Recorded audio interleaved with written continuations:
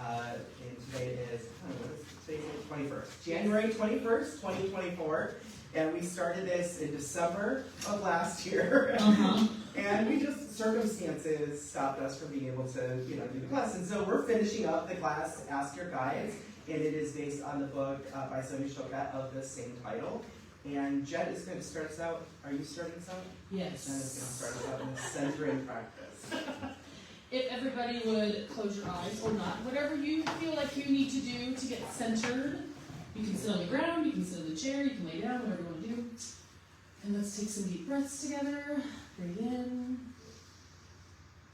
and breathe out.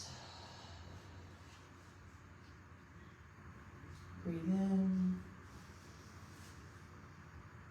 Breathe out. And breathe in. Breathe out. Let your body relax.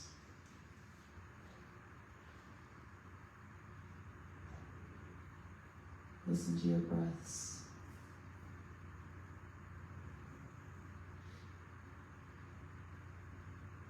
Clear the clutter from your mind. Lay it aside. Breathe in and out.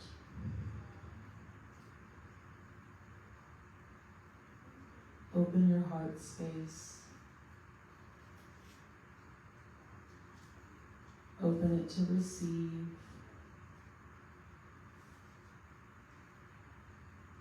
Breathe in and out. Breathe in and out.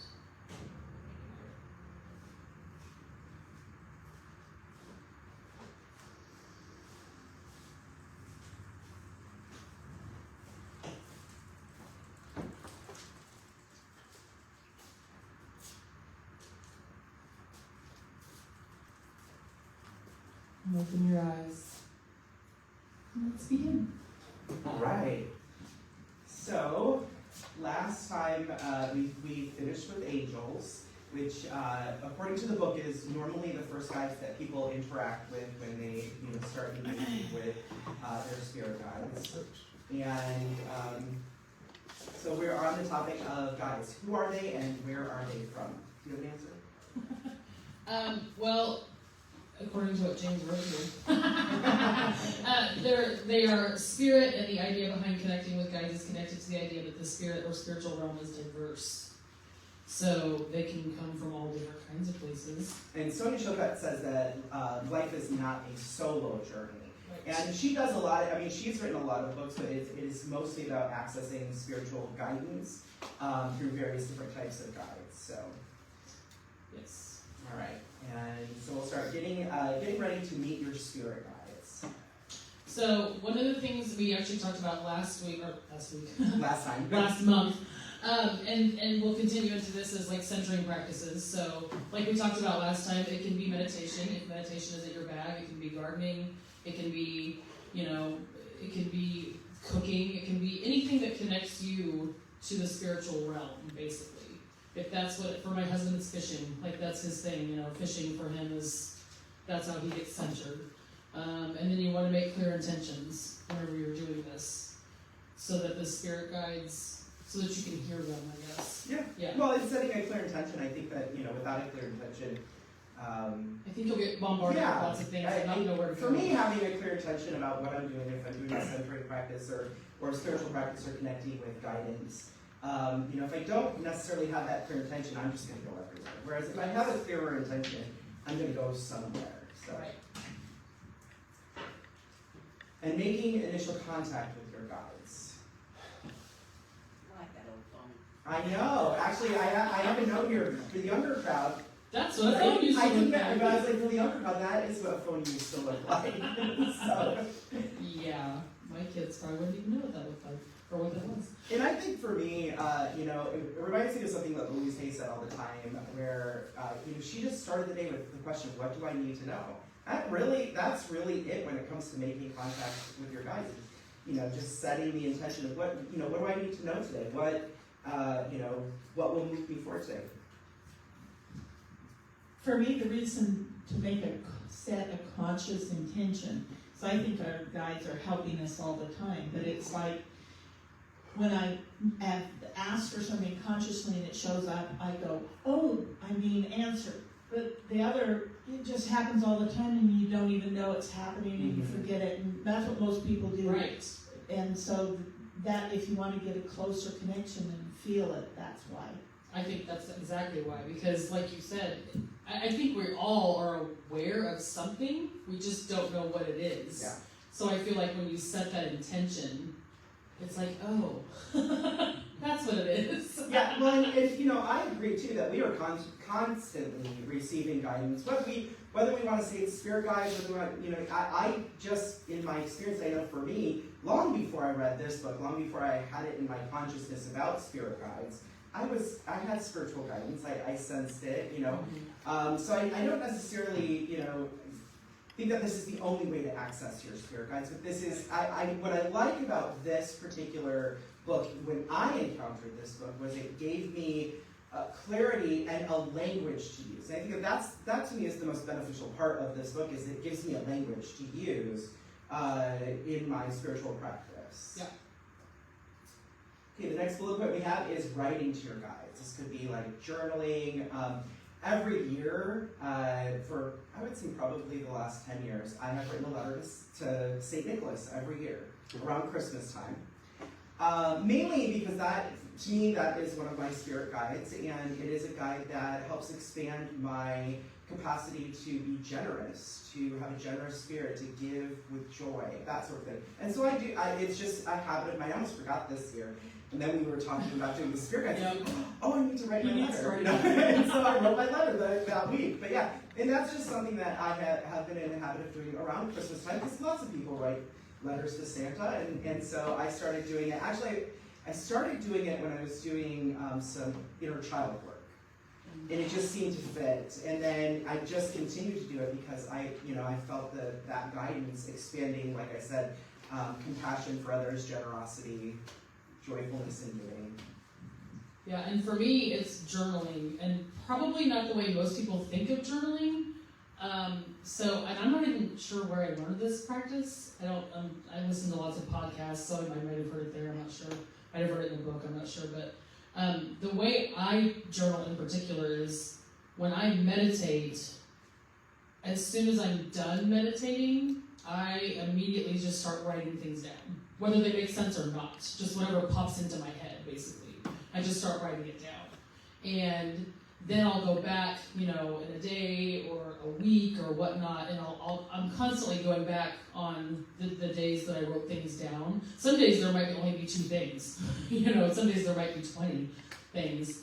And then you start to see, for me anyway, I start to see a pattern of things. And that's kind of how I feel like, for me, that the guides are speaking to me, and I'm able to write it down and figure it out. Especially if I see a theme, that's like, oh, they're trying to tell me something. I feel like writing things down helps me recognize themes. Yes, too. that's the only way I can do it. When I'm journaling pretty regularly, I start noticing, even the synchronicities that we experience in life. Is once I start writing stuff down, I'm like, oh, okay, this is starting to make sense. Like, there's a flow to the direction I'm going. So, right? So the act of writing it down as well is a pretty powerful one because of it being made manifest in the physical. Mm-hmm. Yeah.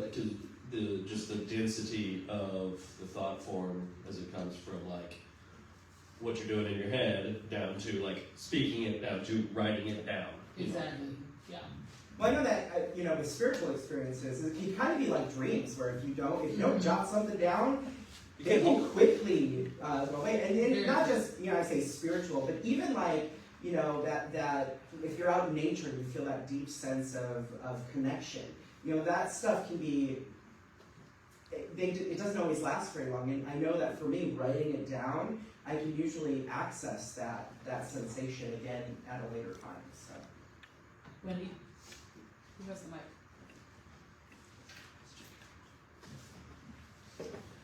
Okay, so I tried doing the sitting down with spirit to write, Mm-hmm. and intention, asking a question. So I asked the question of how I was going to, what was the answer to help me to overcome the body issues that I was having and everything. And so I got the Thou Art Loved written several times over, and I said I was going to do this for like 10 minutes a day, did it for 10 minutes a day. For a year, I sat down and wrote Thou Art Loved. Finally, at the end of the year, I go, okay, I'm fine, I got this, but now I want the answer. And I was like, oh crap. That is the answer. That Thou is- Art Loved. However, what I found though was that the writing wasn't. So I know you can, what I finally just said is I said, me sitting, waiting for it didn't work. I said, so give me a signal when you're wanting to give me some message or something. And literally in that moment, my hand went like this. And so when they want to talk to me or there's some guidance or something, literally my hand will just go like that. And I get a pen and paper. So for those of us who the other didn't work, there are other options. Yes, thank you. So, and right, and anything that we talk about, this is a way, not the way. Right. And the goal is always to find the way that is best for you. And what Wendy was saying is that when she gets a message, her hand starts to tremble, which, and there are, like for me, I feel usually an overwhelming sense of love. I usually feel it in my gut too. And I know it's just different for everybody. And some people don't feel anything. Some people just, they go and they're just guided, and that's wonderful. But I do get a sense. Do you get any? My head tingles. Okay. Yeah. Like from like the top of my head to about the top of my ears. Like that portion of my head will like take almost like the feeling of like when your foot is asleep and you're trying to get up. Okay. Like that, I get that tingling feeling in my head. Yeah, it's kind of wild. I know in my early 20s when I first started meditating, I would say the first like 3 or 4 years, it always felt like somebody was pushing on right here on my head, like right where my third eye is. So, Yeah. third eye. Yeah. Chocolate third eye. Yeah. And and that was very, very common to the point where when I had first started happening, I would open my eyes just to see if somebody was like there, touching my forehead. So, Yeah, it's definitely my crown chakra is always the one that's the most open for me. Your download space. Yeah. All right, and seeing and hearing your guides. Yeah. So See? Are you? I'm not a seer. I don't see much. No, either. my son is. Yeah. Hardcore a seer. I am not. I am a clairaudient though. I hear things, which I didn't even realize until last year. I went to an intuition retreat, and I didn't even realize that clairaudient was a thing. I had no idea. I just really know. I think most of us probably just know about clairvoyance. But we learned about all of the clairs, and whenever the teacher was talking about the different ones, and she started talking about clairaudience, I was like, holy cow, I have that. I didn't even know how to name. So yeah, I hear things. Sometimes, usually for me, it's a name that I hear, like whispered in my ear. And so then I have to figure out, okay, do I know somebody by that name? Am I supposed to be reaching out to them for some reason? If I don't know somebody by that name, I will look up the meaning of the name to see if that's maybe something that's coming in, you know what I mean? So typically for me it's names, sometimes it's phrases, sometimes it's just whispering, like what we said, writing down Thou Art Loved, sometimes it's something as simple as that. But typically for me it's names, which is kind of wild. Yeah, it's mostly feelings for me. Feelings, and then me translating those feelings into something. I mean, when we talk about, seeing, on here, dreams and signs are on there, and I guess that would be a form of seeing, and I do experience those. Yeah. But, there are people that see auras, and I think that's wonderful, and I've done the meditations and all of the practices for that to happen, and I just... That's only happened to me once, where I actually did see it. It was at Jessica's memorial. Mm-hmm. When we did the sound bath, when Dee's son did the sound bath in from Mexico, and my crown chakra opened like crazy, and I saw purple butterflies everywhere, and it was nuts. I was like, whoa. I was like, Jessica is here for sure. Like, that's the only time that's ever happened to me, and I was just like, wow. Yeah, that's cool. That's cool. So, and here is the list that she has. Now, these are, like I said, this is not a limitation. No. This is just what she puts in here. Ways that spirit guides can talk to us is through dreams, signs, songs on the radio, books falling off the shelf, podcasts, other people, through other people, metaphors and riddles, symbols, or overheard conversations. So if you're an eavesdropper, you probably hear from your guides a lot, I guess. Possibly. Did you have a question? Yeah, Oh, I've got a loud voice. I think I need this. Yeah, it's just It's for the online. People on the internet, and you have to hold it to your mouth. Okay. Is this? I hear you. You're good. Okay. What I was going to say, you mentioned St. Nick. One time when I was getting ready for bed, I was in bed and getting ready to turn out the light. This figure appeared to me, and speaking of St. Nick, he was dressed like Santa Claus, and he gave me a message. And he said, "You don't want love, you want marriage." And it was a telepathic message. Yeah. Mhm. And anyway, I saw him clearly. I was wide awake. Yeah. And he stood there, and I felt like he appeared to me in the form of Saint Nick, because I wouldn't be afraid of that. I love that. And I also felt like he was offering himself to be my guide. Okay. And Yeah. you know, I didn't do much with that after that, but I did feel like that was someone that had came in and was offering himself as a Nice. guide. Yeah, that's cool. It could have been St. Nicholas too. You know, St. Nicholas is, you know the story behind St. Nicholas? Okay, so there were women, there were a few young women who were kind of being sold into marriage. And he provided money in their stockings to buy themselves out of that contract. Oh, wow. So That kind of goes it kind of along. goes Yeah. with what you're saying. Yeah, Yes. isn't that interesting? Yes. You may want to look that up. Yes. It may very well be St. Nicholas that is saying, That- offering, yes. saying, hey, you know, I'll be a guide for you. Right. Because it sounds like there's a parallel there too. Yes, it does. Yeah. Yeah, Interesting. absolutely. That's kind of crazy. And that's another thing too. We will talk about guides that, you know, are like famous people. And a lot of my guides are like past saints. Like, so I feel very connected to St. Nicholas around Christmas time, but also St. Francis of Assisi, very, very connected. Jesus, kind of one of those obvious ones to a lot of people. St. Teresa of Avila, I feel very connected to. And then, so, like, if I feel connected to someone like that, I read about them. I find out, like, why is this person sainted? What is this person all about? And that has definitely helped me out too, and allows me to feel even more connected. No, I agree with that 100%. I'm not quite as connected to a lot of the saints as James, but sometimes famous people for me I feel connected to, which is odd. I don't know why. But I do the same thing. I'll read about them. Yeah. You know, and I'm like, oh, maybe this is why I feel connected to them. We had the same kind of childhood, or you know what I mean? So that's kind of a fun thing to learn. Yeah. We're gonna. So, one of mine that came is the goddess Freya. Oh, Norse yes. god. Mhm. And I had never heard of her ever before, Mhm. but the goddess Freya was abused by 3 men, Mhm. and she became such a strong woman through her experience that she's the one that leads the Valiant into Valhalla. Yes. So I'm just, you know, and it was so very similar to my life, you know. Yeah. That's very cool. My son is also very connected to the Norse gods, and Freya is one of his as well, which I find pretty cool. It's not just the male gods that he's connected to. Freya is a big one for him. Very cool. Yeah. All right, so we'll do that. We'll go through introducing the different types of guides. I feel like we're going to get through all of this. This is wonderful. All right, and so the first type that Sonia talked about, well, the first type is really the angels and your higher self. But we talked about that last time. The nature kingdom. And one of the things I wanted to mention here is that Sonia, it's very clear when you read Sonia's books that she is very influenced by the theosophical traditions.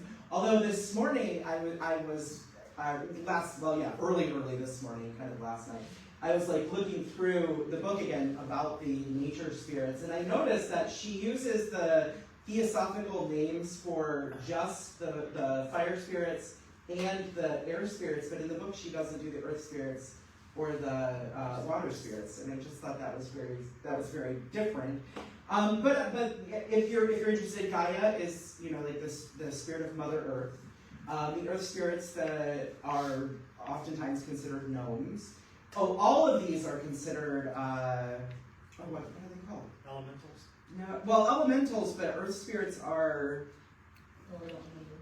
I can't remember either. It's fine. It's not that. You can look it up. But air spirits, water spirits, and fire spirits, and she does name a couple of those.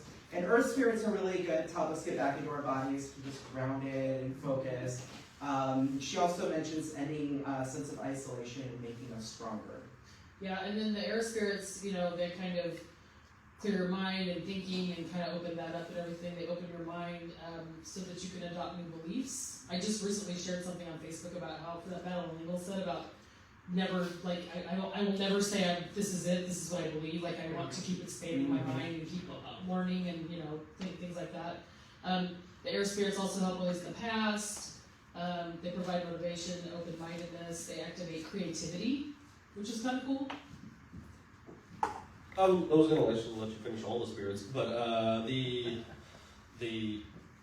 I would love to hear you also expand upon something like this in terms of their function or theoretical function within the actual physical realm as well. Do they have anything to do with the wind? Oh yeah, absolutely. Yes, I would say 100%. So I myself, if you even go to like basic astrology, like I am a water sign, but I have always been drawn to the wind. The wind has always been a comfort for me ever since I was a child. And maybe my creativity probably does come from that. I also come from a highly creative family. We're very crafty. But yeah, the wind has always been one of my favorite elements of nature, except when it's freezing cold. Okay, and it did just pop into my head, the devas. Yes. The earth spirits are the devas. And I did want to comment quickly to what you were saying. She absolutely goes into, we are just limited for time, we want to get through a whole bunch of different kinds of guys, but the earth spirits, these are sort of like how do I put it? They're sort of like the angels for the natural, like we have angels, and so the earth spirits, the gnomes, would be like the angels for the earth, the plant kingdom, the animal kingdom. Yes. It's sort of how she explains it. Air definitely is this spiritual idea, or you could say realm of idea if you're doing Aristotle. Yeah. Behind. Yeah. Yes. Winds of change. And like theosophically, it's a lot of like almost the elements of creation. Right. So, Correct. Like Yes. the precursors, primordial stuff, and Absolutely. together. Yep. Yeah.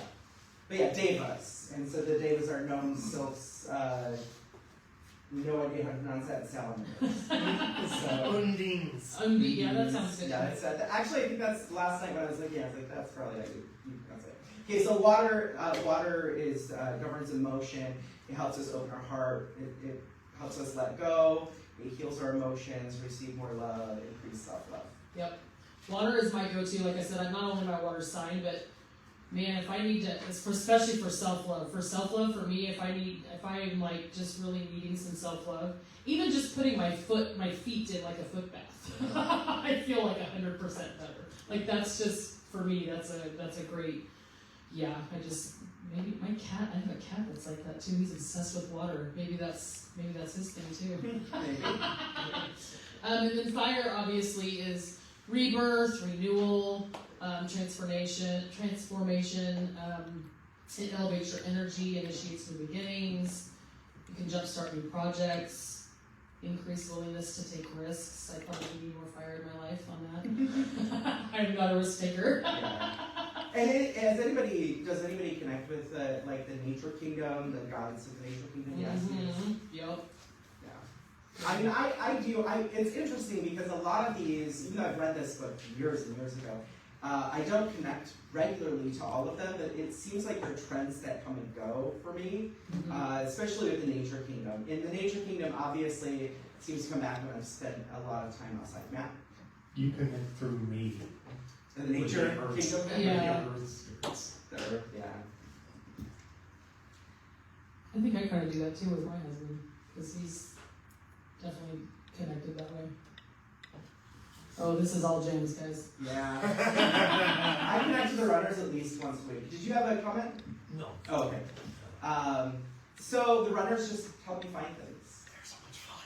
And I have a tendency of leaving my keys places and just don't know where they are. And it's so, and not just my keys, just anything. Like even when I wanted to find that particular, the Rider Waite tarot deck, and I have tarot decks everywhere. And so I asked runners, hey, you know, where's the Rider Waite tarot deck? And I walked right up to it, reached out my hand, and just picked it up. That's really how the runners work for me, but yeah, and it's interesting because like sometimes I'll be looking for something that I don't think to ask, like, you know, my guides, and then I just do, and then I just walk right to it and just boom, and put my hand in it. And one time I was even just at a store and I could not figure out why I was at this store. It was a Christian bookstore, but I felt compelled to go into this Christian bookstore. And so I was walking around the store, and couldn't find anything. Obviously, it wasn't really my type of literature. I mean, I think it's wonderful. It just wasn't my type of literature, especially at the time. And so I went back out to my car, and I just felt that gut feeling. No, go back in there. There's something in there for you. And I went in, and I walked around it again. And then the third time, I said, okay, runners, what am I going in there for? Oh, and I even asked the teller. I was like, do you guys have any books like, you know, about, I think I probably mentioned New Age or New Thought, and she's like, we have nothing like that in here. And I was like, You are in the wrong store. You're definitely in the wrong store. And I walked in a third time after I asked the runners, and I walked up to a bookshelf, and I reached out my hand and grabbed the book off of the shelf, and it was a secondhand shelf. And they had lots of books there. And it was Louise Hay's You Can Heal Your Life. Where? This was in Michigan. Oh, Yeah. okay. Yeah. And I just reached out and I pulled that book. Well, I had just given my copy away the week before. It was just Sarah's way of giving it back. And it was there for 50 cents. Oh, Right. And so that's kind of how it works for me, the runners. Just 1 second. So the things that they can help you find: deals, parking spaces, keys, lost objects, seats on an airplane. I'm gonna have to try that. I know, right? That Me one. neither. I have not either. Seats in a restaurant, apartments. I have had the airlines upgrade me a few times, Okay. and I feel like that's my guidance. That could be. I love the parking spaces. Yeah, Matt does parking Katie spaces does a too, lot. our friend Katie. Yeah. Apartments, houses, cars, travel bargains, etc., etc., etc. Just things that you want to find. You can just say, hey, runners. And by the way, runners is just the name she uses. Yeah. You know, like these are just ways to give language to something. But that's the runners. Did you have a comment or question? Well, one of my intentions is to be part of the flow. When Don and I first got married and we're on our way to our honeymoon, we talked about being entrepreneurs that would be able to give out when people need it. So we actually call that energy into it. So, and this happens all the time. So I'm in Aldi's the other day, and there's a young couple with a bag, they're in there just shopping, I'm there just shopping. And I don't always hear it real, but this time it was, and I think this is the same idea of runners, because I've called to me, and a voice just said, give her $40. And so the couple separated, and I followed her, and when I got to her and said, Spirit said to give this to you, she looked at me and she goes, how did you know? How did you know? You know, and it's the same thing. The things, the gifts that we want to give to the world and the things we want to be a part of, they help us find the matches for that. Yeah, Absolutely. Yep. absolutely. Did you have anything else to say about runners? I was just gonna say I use them in traffic a lot, especially if I'm running late and I'm approaching like a red light. I'm like, turn green, or if it's green, I'm like, stay green. So those might be your helpers too. That could be helpers too. Might be Yeah. helpers too. One or the other. Yeah. So, I'm gonna go over the helpers.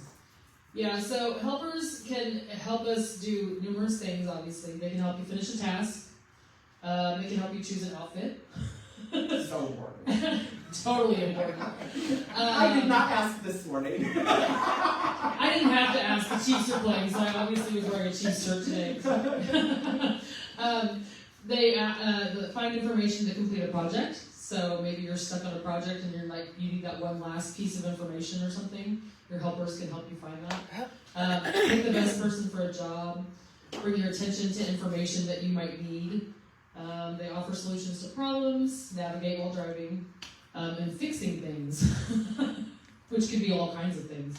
There's lots of famous helpers. Well, she talks about famous helpers Yeah, in the book. She yes. talks about like connecting to people, like famous people that might be able to help you with something that you're working on. And the examples, these are specifically from the book. Jane Austen for writing, Duke Ellington for composing music. Johnny or Cash. composting. I know. That's incorrect. James has a typo there. Yeah, Maya Angelou for poetry, Frida Kahlo for painting. and those are just examples. Like if you like, want to write music and you know somebody that you like more, that's who you would ask. Right. Yeah. Yeah. I have found myself doing that, and again, this is something I didn't even know I was doing until I read this book. I have found myself doing things like that. Like I said earlier, I connect more with like famous people, and that's what I've done. Yeah, and what's interesting is I just even talking about this, I just realized I always ask Louise to be with me any time that I'm teaching because she was a phenomenal She was a great teacher. teacher. And I'm like, oh, I probably picked that up from this book, but yeah. Right. I read this book before she passed away though, so that would have been a little different. Yeah, that's true. Call her on the phone. Hey, would you help with? I Done? Well, when you just gave me a suggestion that I already had in my head. Oh, good. Perfect. Perfect timing. There's actually a book written about this very subject. It's called Higher in the Heavens. Mm-hmm. And you can, if you check it out, it'll give you the whole gamut of things available to you and stories of successes that have occurred. And it's one of the things that grabbed my imagination when I heard it. Mm. Okay. What was the name of the book? Higher in the Heavens. Higher the Heavens. Hiring. Hiring the Heavens. Okay. Do you know who the author was? No, but that's, it's just a little book. Okay. All right. Kind of the same concept. Huh? Yeah. Do you have all right. Oh, no, gone too far. Healer guides. Yes. This is again another James. Do you want me to tell the story first? Yes. So I will. I have a story, and I feel like we all go through this when we're evolving spiritually. Well, similar things. But I was initially introduced to New Thought after getting very, very sick. Like the doctors said that they needed to do surgery. They were going to remove part of my liver and my spleen, and they're like, this was when I was 25 years old. So this is like 15, almost 20 years ago. Almost 20 years ago. We're getting old. But yeah, so somehow I got my hands on the book You Can Heal Your Life prior to surgery, and I was like, I really, really don't want surgery. Because they were talking about putting me on dialysis, and I was like, in my early 20s, that doesn't sound right. And so I really practiced the principles of You Can Heal Your Life, which is by Louise Hay. It's very similar to the principles that Unity teaches. I really practiced it like my life depended on it, and ended up healing my own body. That is just to preface the story. A few years after that, I got really sick with an infection that I had had. It was a similar infection to what I had had in my teenage years, and I was like, I can heal this, and I just did affirmations, and I meditated, and I would get up from meditation, and I would think to myself, I should just go to the doctor. And then the next day I would do the same thing, and the next day, and the next day, and for 3 months I was sick with this sickness, and I was trying to heal it with my mind, and I'd get up and say, I should just go to the doctor. And one day I was just like, I am really sick now, I just need to go to the doctor, who gave me an antibiotic, and within 3 days I was better. And I realized this whole time Spirit was saying, you just need to go to the doctor. Where God sends that. Just go to the. And so with Healer Guides, I wanted to tell that story because one of the things that Healer Guides can do for us is to find the right thing for us. And sometimes that means we meditate and we do affirmations and we use our mind to heal our bodies, but sometimes that means Spirit saying, hey, go to the doctor. Go to a professional. Go to the doctor. And both of those are, healing is healing, Yep. If something heals your body, it goes right. So, but healer guides can help us with our, issues that we're having with our body, emotions. They can help mend a broken heart, past trauma, past life karma. This is the list now. Help us forgive others, improve our self-esteem, help us fight exhaustion. Lift your mood. It's another typo. Clearly, James did not have me proofread this. Fix your finances. Well, it's only you and I were seeing it. I just threw it in there. I really didn't. Anyways, release shame and addiction and breathe peacefully. So those are things that our healer guides can help do for us. Scott? Oh, he's getting one. I seem to have a guide that I didn't know about, and it occurs to me that I must have a healer guide. Mm-hmm. Yeah. I don't know what the name is, but I know the effects that it's had. Mm-hmm. My next Recently, not recently, but I think about 6 or 7 years ago, I had colon cancer, Mm-hmm. and the doctors kept saying, man, somebody at your age, if you've got colon cancer, he didn't tell me, he told my wife, that he's probably going to be in a rest home the rest of his life, because people just don't bounce back from this. Well, 5 days later, he came into the room where I was, and he said, you're my oldest patient and you're my healthiest patient. I'm going to have to send you home.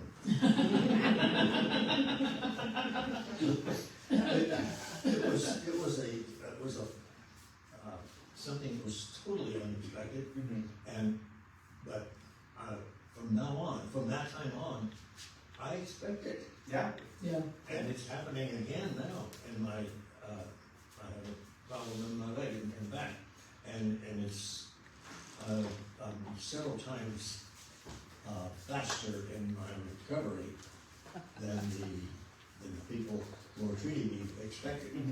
So that's just what happens. Yeah. Absolutely. When you expect it, it happens. Absolutely. Monique might have that, Yeah, I just have a question. So how do you call in healer guides if one's not just already hanging around? Ask. Yes. Yeah. You just ask for them. That's Just get censored or not to whatever you want to do. I have an interesting. Just ask for them. I have another interesting story about a healer guide, me asking for help from a healer guide. I was in excruciating pain at one point, and I was going to go to the doctor, and then I was like, I'm going to call in a guide to help me. So, by the way, I was hit by a car when I was younger, which caused a lot of sort of, things afterward. And so one of that is sometimes dealing with really bad pain in my body, like back pain.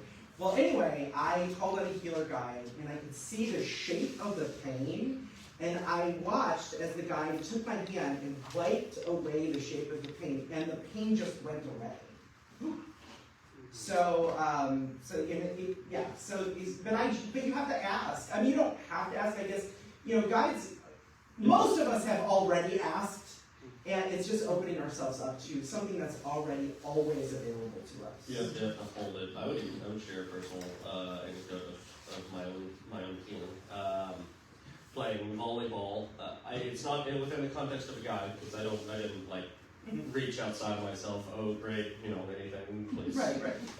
It was so I was playing volleyball and took a hit on my shoulder that I did it all wrong. It was I messed up my shoulder.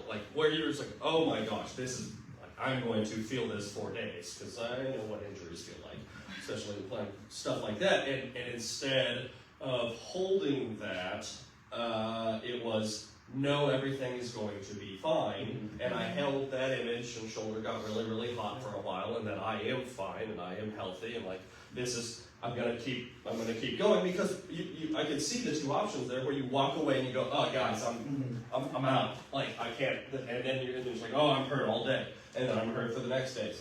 Or you reject the image entirely and reject that reality by calling, like, you just decide and then you hold it. And then within I never stopped even playing. It's just like my shoulder hurts, and I just, you feel it and you move it and you're like, finally, okay. But at the instant of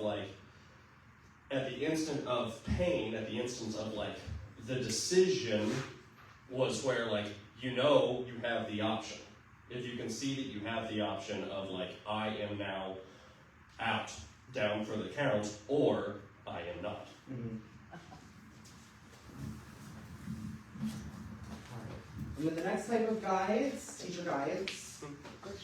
Oh, nice. So, teacher guides, I have personal experience with teacher guides. I had other people's teacher guides contact me to contact them with information. Again, did not know that was a thing until I took James' class 2 years ago now, I guess, when we did Ask Your Guides. Yeah, I will get an overwhelming sense to pull from like an oracle deck or something with somebody's name in my brain and or in my heart. And so I'll find the oracle deck that I need, or an affirmation deck, whatever it is, and I'll pull a card and I just send it to them. Like, I'll just take a picture of it and send it to them. And I'm like, hey, somebody told me to send you this. I don't even know why I'm doing it. That has happened to me numerous times over the years. Again, did not even know anything about teacher guides until I took this class. And then I thought, holy cow. Their teacher guides are like using me to teach them, which is wild. So that's my experience with teacher guides. They do grow in awareness, they develop your intuition, learn to forgive, let go of the past, face your demons, release resentment, uncover your blind spots, acknowledge your shadow, overcome jealousy and materialism, love yourself unconditionally, increase compassion, ask for forgiveness, learn your soul lessons, and love others. Now, that whole list, I think, is why, maybe it works for everybody this way, but overcome limitations, discover your past lives. Maybe that's why teacher guides use other people. Maybe they always do, I don't know. Because I know, for me, that whole list, that's hard to do for yourself. But if you hear it from somebody that you love, it's a lot easier. We're always told to talk to ourselves the way we talk to the ones we love, which is really hard to do. So I feel like that's where teacher guides come in, using other people that you love, that will come to you with those things. That's my thought. Mm-hmm. That's my take on it. Yeah. Everyone is a teacher and a student. Yes. Yeah. Absolutely. All right. And then, so just for time's sake, we're going to kind of quickly go through the next three types of guides. Animal guides. Animal guides are universal types of guides. Yes. When I say universal, I mean that they have multi-functions, like animal guides can be healers. But then they're also found in many traditions as well. Mm-hmm. Yeah, lots of traditions. I have a real quick story about animal guides. We had lived in our house for approximately 5 years after we had bought it, and we had never seen a turtle, ever, on our property. We have an acre. We have deer, we have turkeys, we have all kinds of stuff that pop into our yard in and out, and tons of squirrels and lots of critters. Never seen a turtle. And one summer, we had not one, not two, but 3 turtles show up in our yard. 2 box turtles and a snapping turtle. And we were like, what is happening? Where are all these turtles coming from? So James had kindly let me borrow his Spirit Animals guidebook, which I actually have my own now. And turtles are basically telling you to slow down. So I don't even remember now at the time what was going on in our lives, but clearly the turtles were showing up to tell us to slow down. When you have that book. Yes. There are lots of books like this. This one is Pocket Guide to Spirit Animals. And it's one that I like to just, if I'm going out in nature, going on a hike, just carry it around. If I see an animal, I just look it up. And then, Yeah. and some of the, and it's the same. I think I have I think we have 2 or 3 different types of this type of book. And it's just, traditionally what these animals had symbolized, right? Right. And so I'll look it up and just see, like if I see a crow or whatever, I'll just look it up and then, or if I have an animal come to me that maybe not be a physical animal, but like just a recurring theme, like maybe a flamingo shows up every day, Right. or multiple times in one day, I may look up flamingo.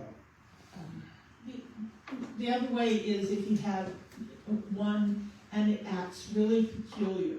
Jolene and I were in the car one day, and a hummingbird was in front of her on the windshield while we were driving, and then followed her when we got into the store.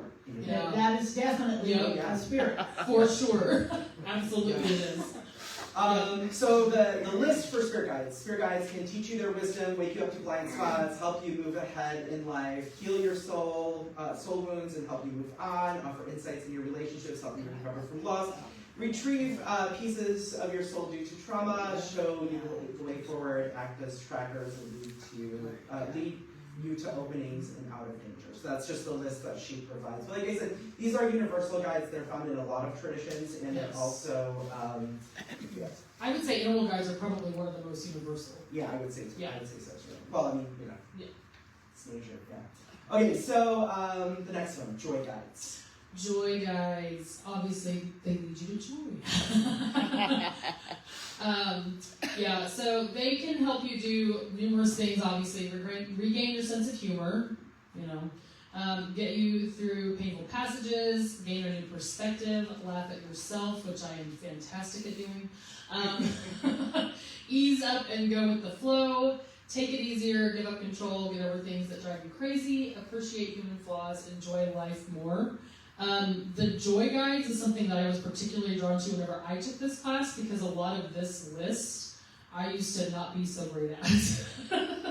I was not one of those, I was always a very type A personality. I am not so much anymore, because I'm just like, meh.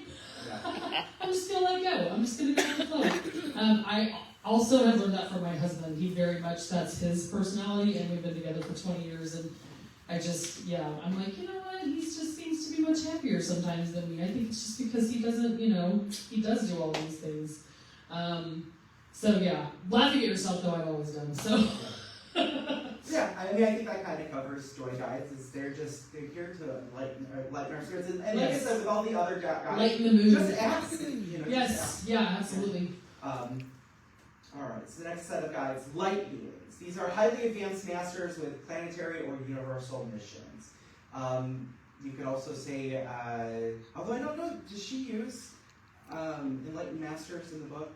It's usually what they're referred to. Like I said, there's a very strong parallel between this teaching and theosophy, and theosophy usually says enlightened masters. Yeah. So, I can't remember if she did mention them in the book or not. yeah, I know. I think in this chapter there was definitely references to the enlightened masters. But so these guides can help us open our heart chakra, relieve survival trauma, activate brilliant creative ideas that promote change, global change, recognize our shared human connection. I don't know what I was thinking when I was writing this up.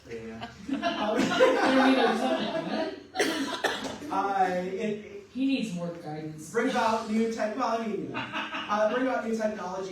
to help us save the planet. Really, essentially these guides are guides that help us. Go ahead. Yeah, go ahead. So I study the law of one a lot, and they do make a slight distinction between light beings and enlightened masters. Just kind of a tidbit, but light beings, it more applies to the type of body that entity has. So light beings would apply to anybody that doesn't have a chemical body, so past fourth density, whereas enlightened masters are people who specifically have the life purpose to come back and reverse their density a little bit to help enlighten the human race. So they're very similar, but just the distinction between what their purpose is very slight difference. Okay, cool. That's just according to the law of one. Yeah, that's cool. Yeah, I've read the law of one in years. All right, let's see. And then she talks about negative entities. I don't talk a lot about negative entities, though. No, But we try not to. here are some characteristics. And by the way, negative entities, lower vibrational entities, whatever you want to call them, have absolutely no. The one thing to remember with them, they have absolutely no power over you, except for the power that you give them. This is the same with negative people as well. The only power that those people have over you are the power that you have given them.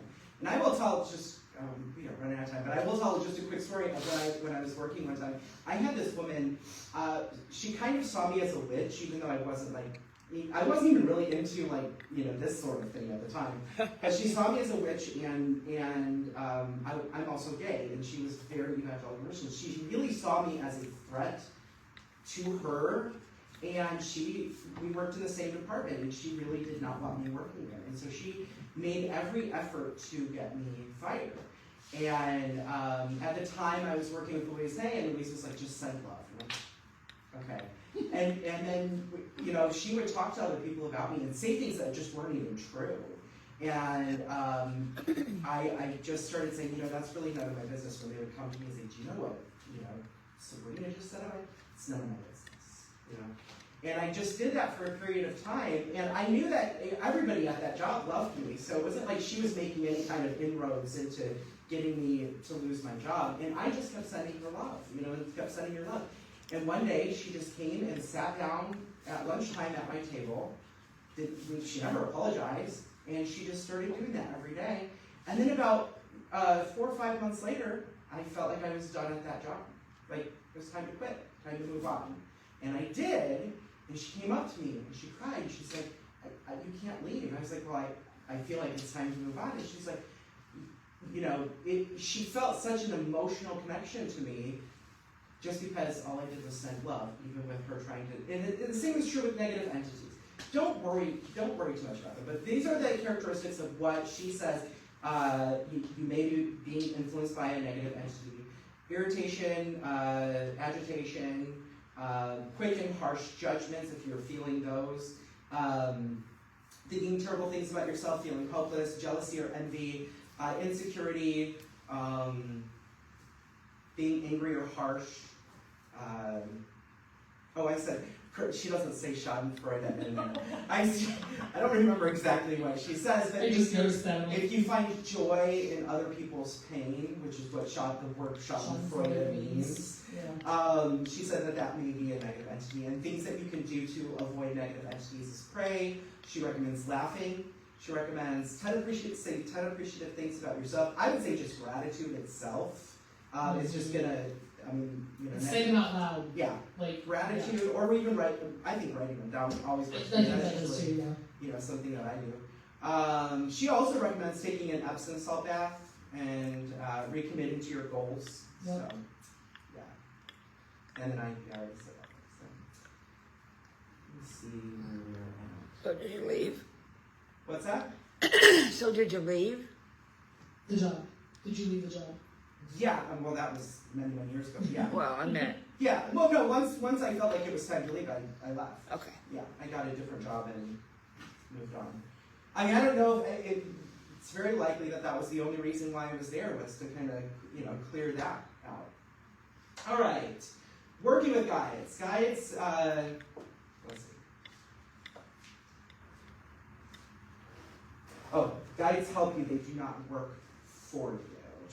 This is one thing that she does talk about a little bit, that guides are not your servants, and guides can't do the work for you. So they can give you the direction, but they can't do it for us. Which is why they're called guides. Guides. They're guiding you. Yeah. They're not doing it for you. Kind of like that, just go to the doctor. It's like, yes. I'm going to heal myself with my mind. It's like, no, that's not no, what's that's not what I'm telling you to do right now. Not this time. All right. Yeah. She also talks about speaking to your guides through oracles, through other people that connect to spirit. Yeah. I will give you this caveat to that. I would not recommend doing this very often. I would personally recommend focusing on developing your own connection to spirit rather than, because I've just known a lot of people that have constantly needed an affirmation from another person for their spiritual connection, Yeah. and that gets real dark real quick. It can, absolutely, for sure. So, I think it's wonderful that there are people out there that will connect to spirit. Just, I would say occasional, and do it with some level of wisdom and caution. Yeah. Oracles and divination decks. I have, if you want to hold them up. These are cute. These just have, I love these. They're beautiful pictures with just one word on them. This one's nature, right? And so I do use these. I use Oracle decks fairly regularly. There's a tarot deck there. Yeah. There's a rune deck there. I didn't want to bring my runes in. They're heavy. These are light. That's already pretty much Right, stuff. these are a little bit easier. So yeah, and the thing with tools, to me, tools are a way for me to expand my own intuition. I would not say they're a replacement, but an extension for intuition.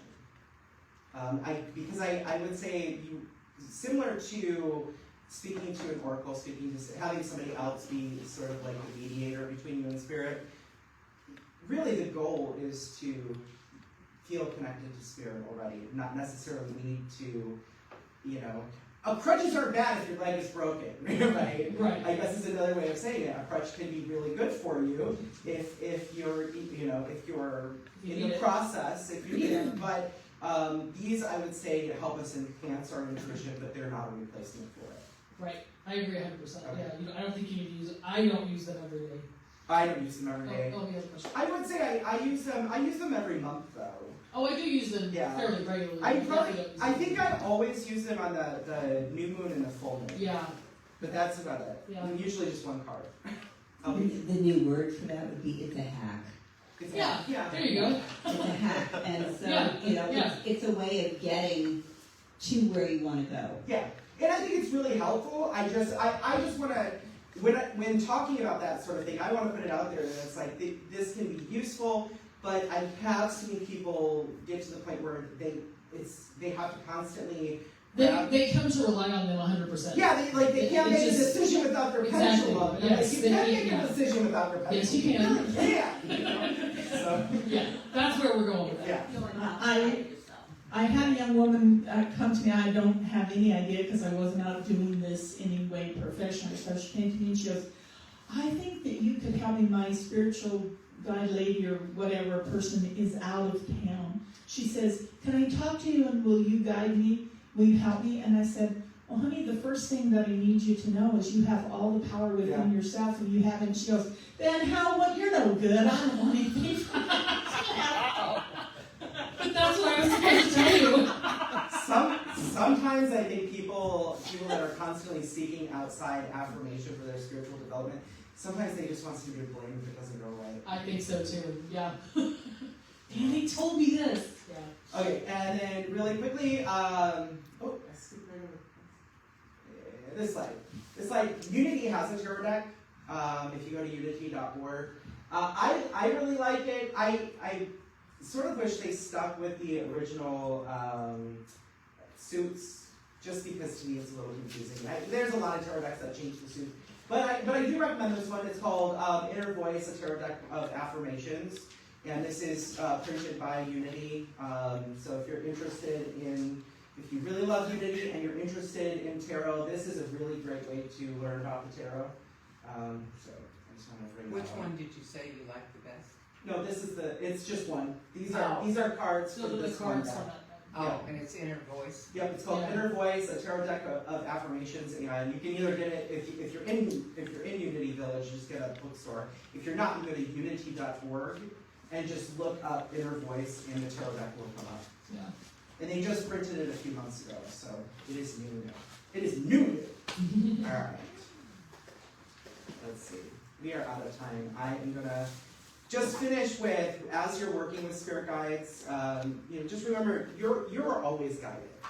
And if the book says it's in the title. Ask your guides. Yes. Sometimes just asking, saying, I'm open and receptive. I don't usually do like prayers of petition and beg Spirit to come help me. Yeah. I more just affirm that, okay, my guides are helping me, that sort of thing. And then I trust the guidance that I'm getting. It comes in a multitude of different ways, dreams, symbols, we talked about that at the very beginning of the class. And I'm always grateful when I receive guidance. And I express that gratitude, and I say thank you. Yep. So, and with that, we will close with Jen doing the announcements. We will pass the basket. Yeah, would you pass that basket around? Okay.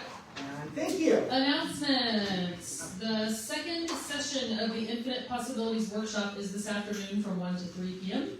All are welcome to attend, even if you did not attend the first session. The third session will be on February 4th. The men's group will be at the church this Thursday, January 25th at 10 a.m. This group meets the second and fourth Thursdays each month and discusses a variety of topics. All men are welcome to join at any time. We will do an all-church visioning on Saturday, January 27th at 10 a.m., facilitated by Sue and based on Dr. Michael Beckwith's visioning process. Through a guided meditation, we will open ourselves up to Spirit, asking, what is the highest vision for Unity of Springfield? What wants to emerge as us? All are welcome to participate. I highly recommend. I did it last year. It was awesome. Next Sunday, January 28th at 9:15 a.m. in the New Thought Global Legend Adult Sunday School class, Amy Burnett will present Eric Butterworth's book, Spiritual Economics, The Principles and Process of True Prosperity. Our annual meeting and potluck is scheduled for next Sunday, January 28th, right after the service. The potluck will be spaghetti and salad. Please sign up in the foyer next to what you plan to bring. At the meeting, members will be voting on the proposed bylaw change of going from 9 board members to 6 board members and making the spiritual leader a voting member of the board. Each week, the flower merchant delivers beautiful flowers to be displayed during our Sunday morning service. If you would like to sponsor these flowers for a special occasion, please sign up on the bulletin board just outside the sanctuary doors. The cost is $50 and you get to take the flowers home with you. We are midway through this cold weather season, and our shelter has been open 36 nights with almost 1,000 filled beds.